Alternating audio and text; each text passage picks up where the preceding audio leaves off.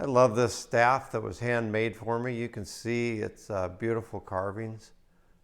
Just incredibly made. It took a long time, maybe over a week of just painstaking effort for my friend George Gerber to make it just for me, the perfect height, perfect fit. It was carved out of diamond willow given to me by a mentor friend of mine named Harry Reimer, one who is faithful that went before me. This staff reminds me of a story in Hebrews 11, verse 21. Let me read it to you. It says, "By faith Jacob, when dying, blessed each of the sons of Joseph, bowing in worship over the head of his staff."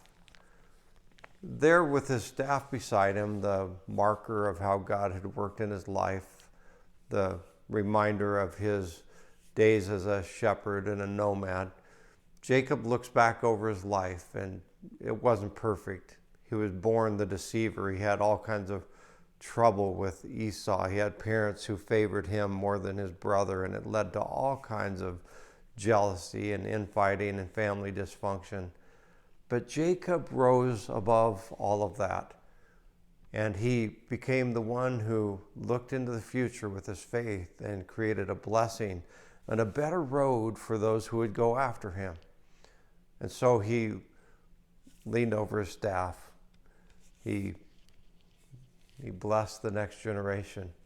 He looked forward by faith, and he told them, you can have a much better life with the power of God in your journey. And they did. Joseph and his sons were incredibly blessed and incredibly used, and the blessing of Jacob and his faith poured out onto them. Who's looking at your life that might see the brokenness and the difficulty, but you might be able to bless them and say, you know what, God can use you in ways that you never imagined possible. Look what he's done in mine. That's our one-a-day journey of faith. May you and I live today in a way that blesses those who come after us.